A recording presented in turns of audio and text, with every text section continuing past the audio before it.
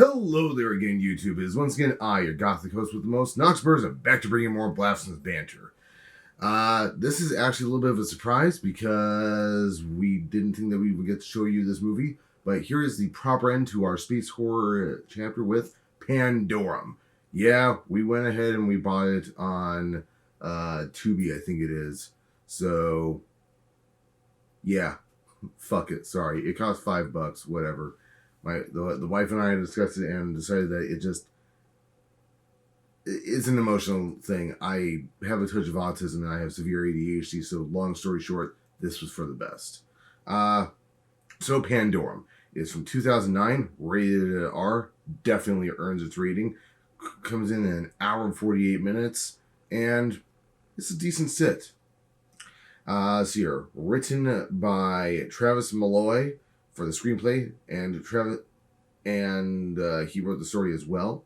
Directed by Christian Alvart, starring Dennis Quaid as Peyton, Ben Foster as Bauer, Cam Gigandet, Gigandet,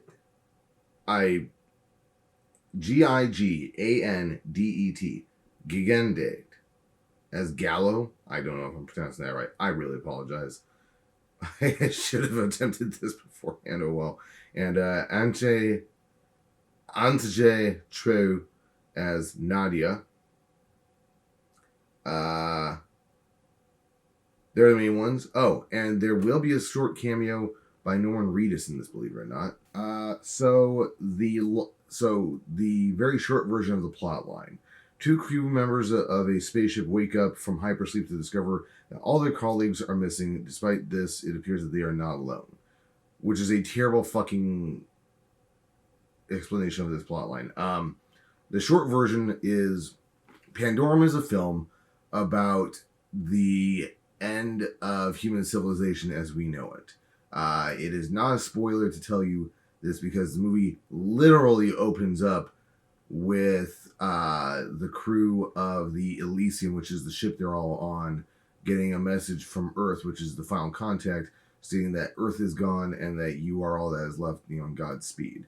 The year is 2174, I think. Let me look really quick in here because it's sort of important that you know this. 2174, yeah, excellent.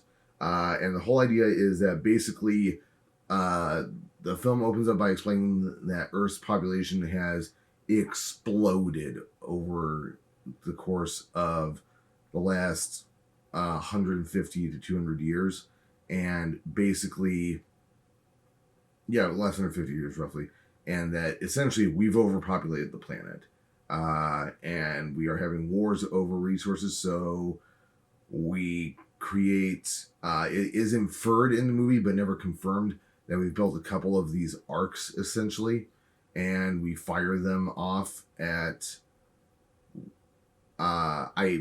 maybe it is only one ship. I know, I'm sorry, I know I'm waffling here and it makes it a little discombobulated in the review, but to be fair, during Pandorum, the movie itself, they mention a couple of times that this might not have been the only ship. So I don't really know. Any rate, so the whole idea is that the Elysium gets fired off towards this new planet called Tanis, and basically they are going to go into hypersleep, and there's a few different teams, and essentially hypersleep is basically cryostasis, and they're going to take turns getting everyone to this new planet, and we're going to seed it with humanity, and there's like tens of thousands of people on this ship, and yeah, there's people, there's seeds for plants, there's genetic information, I think, for animals is sort of the idea as well. It's all explained throughout the film, and the long and short of it is that it is a movie about humanity's last hope for survival and what happens in deep space with paranoia and possibilities in human evolution, and what happens when people are left to their own devices with little to no hope. That's Pandorum. I personally give this a 9.5. I really like this movie, like a lot. And while it does have a few flaws, I feel confident giving it a 9.5 because it is a very well thought out film and it actually answers most of its own questions. So it's pretty satisfying. Uh, let's see here. Parental guide, sex and nudity, mild to almost non-existent. Violence and gore, fucking severe. Profanity, severe. Alcohol, drugs, and smoking, none because there is none on board the ship. Frightening and intense scenes, severe. Let's see here. You can, of course, watch this on Tubi. You can watch this on Amazon. You can watch this on YouTube. You can watch this on Google Play. You can watch this on Plex. There's a ton of different options for this. Everything's going to cost you money, unfortunately, because this did disappear off of Tubi, which is the reason why we originally didn't do this on Sunday. But I digress. Let's see here. What to say about this thing? I thought the casting choices were fantastic. Only one of the people in the film really is a name actor, and that's Dennis Quaid. Like, the others who are in the movie have careers in the film industry. Like, you might recognize them, but apart from Norman Reedus, none of them is going to be a household name, which I think was kind of nice at the time because it allowed people to more easily believe the characters were real, I think. Instead of just seeing, the actors for their famous namesake. Any rate, the costume design was very smart. I liked how basically the jumpsuits for the crew of the Elysium are all clothes with zippers and Velcro. That's it. There are no buttons. There are no straps. There are nothing to tie. Even with their boots are Velcroed on, which I think is kind of innovative. It's to show basically that you don't want anything too complex for these people, considering the fact that they're going to be coming in and out of hypersleep a bunch, and basically it's to make things easier on their minds. Because it's mentioned in the beginning of the film with Bauer that basically you probably won't remember your life before you were on the ship, but you'll remember all the stuff, like the training stuff that was ingrained. So let's see here. The design for the creatures, because yes, there are creatures in this film. The creature design is spectacular and very logical. I love the design because I think it's extremely realistic for what might happen if certain evolutionary options were taken. Let's put it that way. I like the editing. The editing makes the ship look absolutely enormous because you rarely see the same place twice, which is good because the Elysium is like a 3-mile long ship. It's fucking gigantic. The pacing of the movie is perfect. You won't ever feel like it's dawdling or wasting your time, but you won't feel like it's running ahead of itself either, which is nice. Yeah. Sound score is great. It's creepy and it's atmospheric. The digital effects in this thing are fantastic. There's not a ton of digital effects in this. Actually, most of it is done with practicals, and you can tell. But that's pretty cool. And I personally enjoyed that at least once or twice in the movie, they go over the basics of what did in fact happen when everyone was in cryosleep and why it seems that the Elysium is completely broken down and everything's about to disappear forever. So I really enjoy the film. If you're a fan of things like The Shining, which The Shining and, well, yeah, if you're a fan of things like The Shining, if you're a fan of things like Event Horizon, if you're a fan of things like, well, yeah, if you're a fan of those two things, you'll enjoy this film. It is a neat movie, and I highly recommend it. Spoilers. So, what really is the story of Pandorum? What Pandorum is a condition that is developed by pilots and other astronauts from continuous deep space travel. And the whole idea is that it starts to affect the mind first, and you get tremors in the hands, and then eventually it causes physiological problems like nosebleeds, eye bleeding. It causes your body to start to break down a little bit. You start to lose your mind eventually. It's basically from the intense claustrophobia that humans experience from deep space travel, which I could honestly see happening because, let's admit it, humans were not meant for space travel. Um, but that's what Pandorum actually is. It is named after the problem that occurs in deep space.